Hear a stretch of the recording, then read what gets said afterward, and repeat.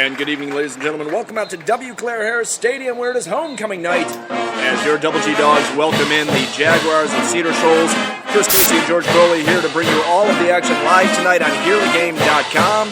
And George, the Dogs coming off a really frustrating loss last week at Loganville as they fell 28-14 to the Red Devils, but it was more than that because it got very chippy. The players were obviously frustrated, tons of penalties, and just a difficult night all the way around. Yeah, both teams came into that game.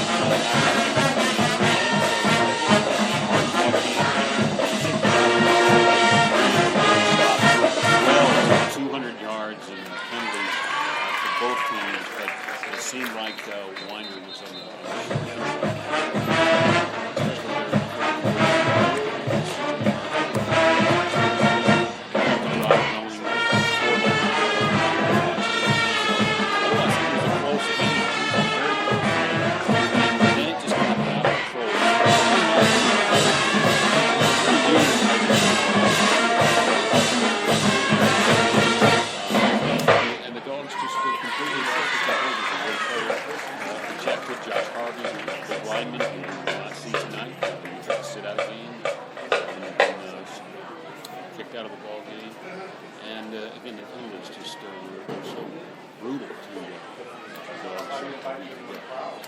Ladies and gentlemen, please rise and remain standing as we honor America with the playing of our national anthem, performed by the Winder Barrel Bulldog Band under the direction of Grant Johnson. The colors are being presented tonight by the Winder Barrel High School Junior ROTC. Cadets, Cadet Colonel Jeffrey Baker, Cadet Captain Josh Mullane, Cadet First Lieutenant Darren Parker, Cadet Corporal Stacy Guzman.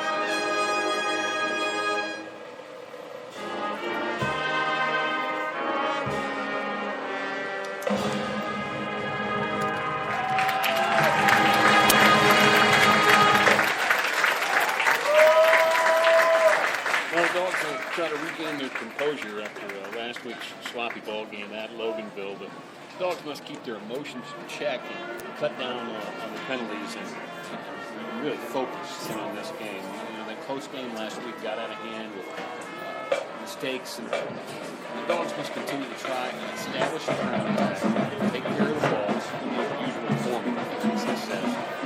Move the chains, win the time of possession. Need to keep the Jaguars offense on the field. Cedar Shoals is scoring 21 or more points in 6 of their 7 games. The Dogs are outsized on the line.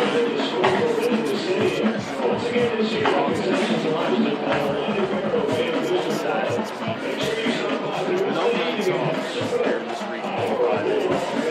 Second. Cedar Shoals coming here 3-4 on the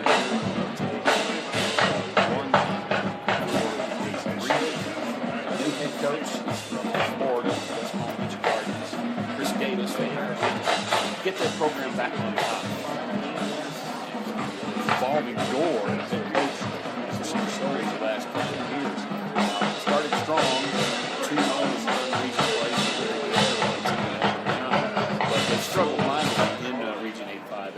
They've lost 2 in a row, and as I said, 4 of 5 in region play. They haven't been able to put together a good 48 minutes of solid play. They've been erratic. At times they've been very competitive, Chris. This Cedar Shoals team led Flowery Branch at the half, led Appalachia at the half last week. We're within 5 of Gainesville late in the third quarter in that contest. They lost all 3 of those games. They had defensive meltdowns in the second half of play. We want to watch for their running attack, though. They're led by junior star Adrian Washington. He's going to start his 9th grade. Did not play a week ago. He seems suited up, and we expect him to play tonight. He's been an outstanding running back for 30 years. They've got a couple other backs as well.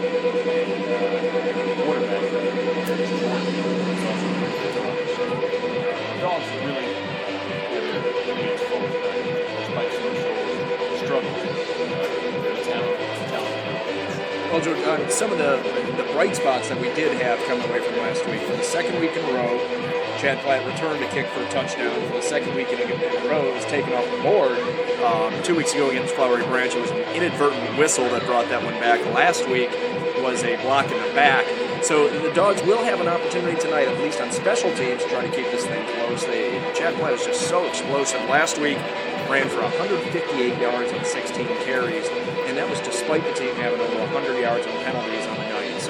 So some opportunities there for the Dogs, as you said, if they can keep it ball control, keep time of possession, and see if they can minimize the penalties that we saw last week. It was just rampant last week, and what you said was just a weird high school football game. It was. I think it was the cumulative effect.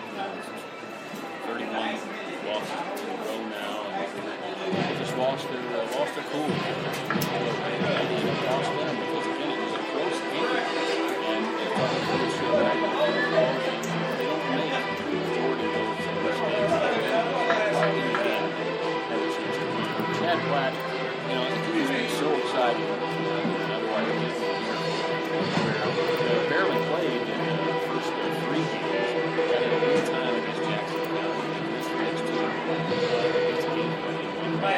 But basically, in 4 games, Chad Platt scored 9 touchdowns. Only 6 of them counted. He's had 3 called back. And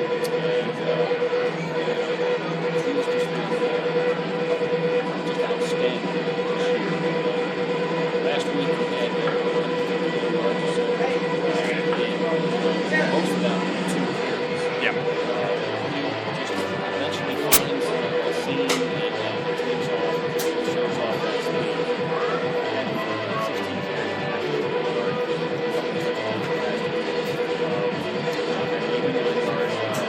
Big opportunity.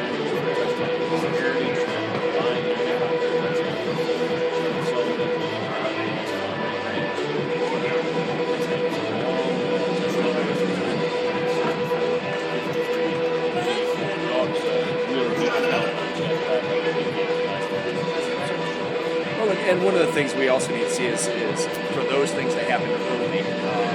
We've seen a lot of yardage racked up late after Dogs are out of it. They need to strike early and stay in the game, if for no other reason than to not get demoralized when they find themselves down by a couple of scores in the first quarter, as we've seen throughout the season. We're going to go ahead and take a quick break. When we come back, we'll be about ready for kickoff. You are listening to Bulldog Football on the home of Barrow County Sports, www.hearthegame.com and WTV21. We'll be right back.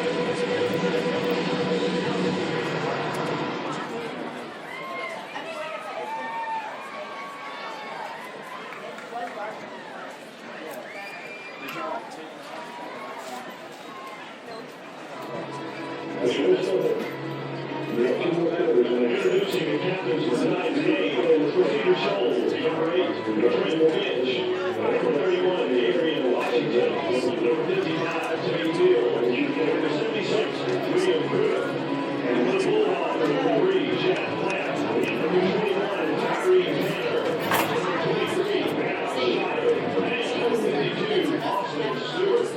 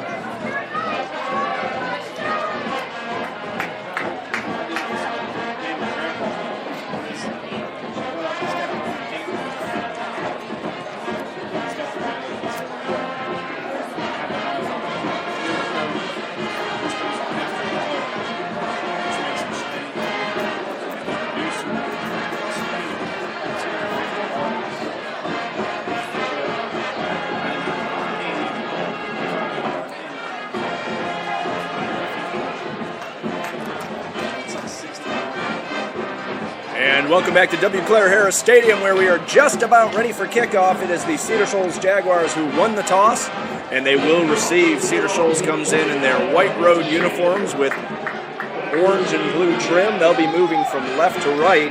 Back deep to receive for Cedar Shoals will be number 9, their star receiver, Chris Middlebrooks. Dogs wearing their home alternate jerseys, red jerseys with black and white, or black numbers, white trim, black pants with red trim. Colin Shannon has it teed up, and we are just about to get underway. And a beautiful Friday night here in October, perfect weather. Middlebrooks is ready. Colin Shannon is ready. The official is just about ready.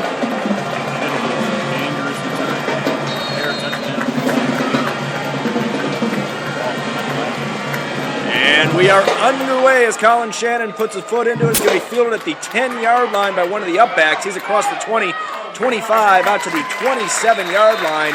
And that's where Cedar Shoals will start their first possession, 1st and 10, at their own 27-yard line. On the return, Quavante Burdette, a sophomore.